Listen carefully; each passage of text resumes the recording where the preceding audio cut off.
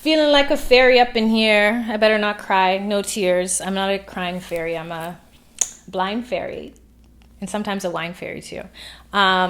So in today's video, I should probably do my intro. What's up, everyone? It's your favorite blind girl back on your screen with another one. In this one, we're going to be talking about the difference between suffering and struggling. Just a warning, this is probably going to trigger some people. I don't know who's not going to agree with this, but I'm sure someone will.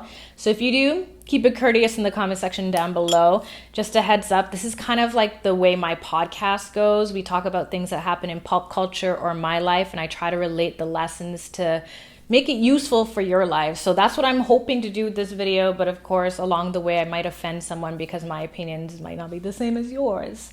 So with that out of the way, let's talk about it. As you know, this is not a commentary channel. I don't really talk about things that happen in the news, in the social media sphere. But this has been something that's been heavy on my heart, and it does relate back to here. So last week, when I heard about Chadwick Boseman's passing, I was first of all shocked. I was confused. Like, this is, what is this that I'm seeing on Instagram? Then when I took the time to zoom in and really read it and then sunk in, I was like, whoa, 2020 has no chill. Like, every day it's something or someone else. Now, I don't know him personally, so it's not like I've been impacted to the point where I feel sorrowful, but I can still feel sad for understanding someone's struggle going through something. Whether you're going through a disease, a disorder, or a disability, I can relate because I have my own disability, being legally blind, and understanding what that life entails.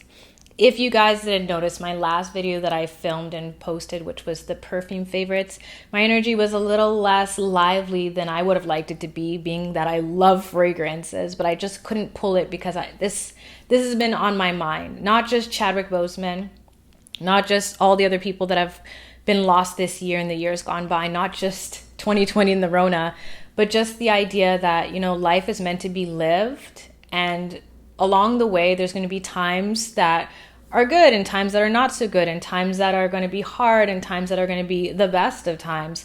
And with all of that, I like to take the Buddhist teaching, and I'm not Buddhist, just so you know, but I really like the Buddhist ideology of life is suffering, so suffer with grace.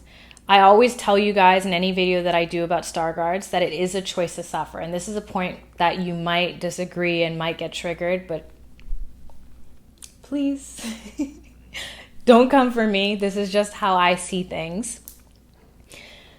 This man is a perfect example of choosing not to suffer. Here he was giving a diagnosis of stage 4 colon cancer. Now, I don't know if you've had someone in your life that's lost their life due to cancer, but when I was 17, my grandma died from leukemia, and that to date is still one of the saddest things that's happened in my life.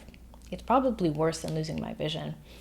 So with that said, I have experienced, to a sense, losing someone from cancer. Thank God I haven't experienced cancer myself. I can only imagine how it weighs on not just your body physically going through chemotherapy or being too old in my grandma's situation to even have chemotherapy, but just the mental and spiritual toll that it takes to know that life is slipping away.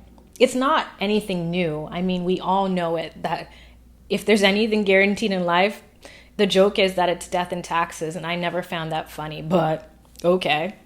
But we do know that at one point we will reach our end, whatever that may be and whenever that may be. And in this moment right now is when we should enjoy our lives. And that's why I've always stressed being positive and being present, because that's all we have. Now, I've mentioned it in a few videos before as I've shared my stories of becoming depressed when I was 25, because it really sunk in that my eyes are not going back to what they were when I was 21, initially diagnosed, and how hard it was to grapple with that reality.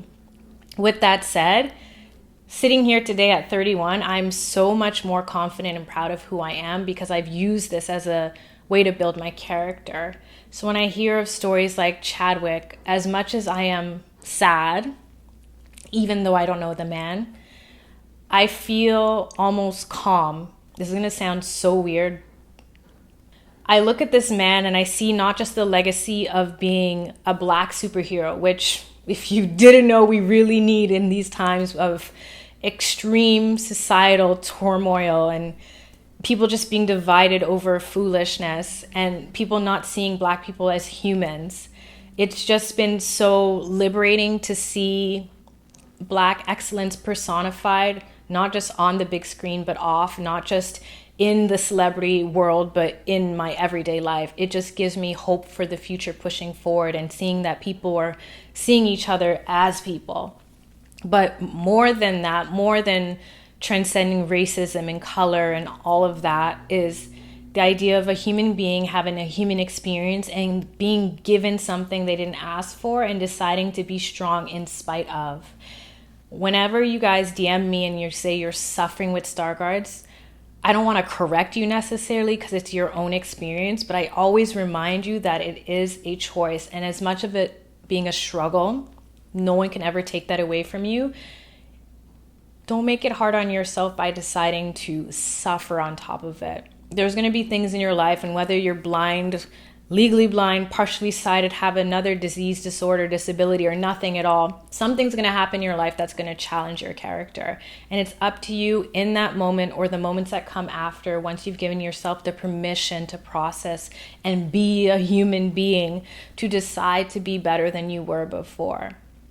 I think the number one thing that I take away from Chadwick's passing, or Nipsey Hussle, or anyone in my personal life, is that their legacy lives on, not only by how they were when everyone was around, how they were when no one was around, and how they are in all of us.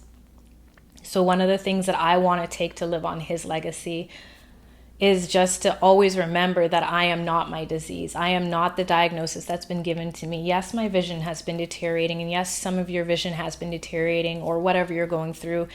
Life has changes. There will always be. If anything, 2020 has all taught us that uncertainty is the resting phase of our life. Like, that is going to be the new norm. So with that said, I think we can all become better people, more solid, more grounded, more at peace with what is, understanding that it's not happening to us. Maybe sometimes it's not necessarily happening for us, but we can make it the best, and we can leave the world, our communities, our family, our friends better than it was before. So didn't mean to get so emotional there. I just wanted to share where I was sitting at, and also I definitely want to hear from you guys. So let's get the conversation started down below. If you haven't already, let me know if you like this kind of content by hitting the like button. If you want more, you can check out my pod. Again, it's Authentic with Alisha. I'll link it in the information box down below. And I think that's all for this video. So I hope that you are doing well. Stay safe, stay sane, stay blessed. And until next time, love and later.